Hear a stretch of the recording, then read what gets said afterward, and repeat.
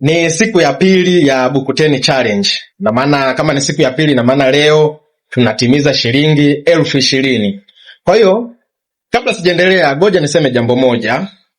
Iko hivi, challenge yoyote ile ambayo mtu anaandaa huwa mara nyingi sana huwa ni kwa lengo la kufanyaje, la kujenga na si kubomoa. Na maana kwa mfano kama mimi nimejipa challenge hii kwa ajili ya kujijenga zaidi kiuchumi, kwa sababu nimeangalia tu yale matumizi yangu ya ovyo ambayo huwa nayafanya.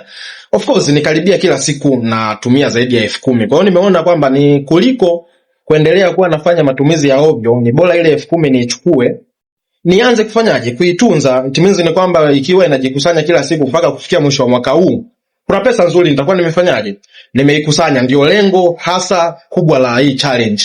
Kwa hiyo ndio maana nikawa nimealika hata na wenzangu ambao na wenyewe wanaona kwamba wanatumia pesa zao vibaya kufanyia mambo mengine ambayo si ya msingi. Na maana mnajikusanya tu na nyie kwenye pesa zenu hizo ambazo mnazifanyia za ovyo, naangalia tu kwamba bwana, mimi wanatumia kiasi fulani.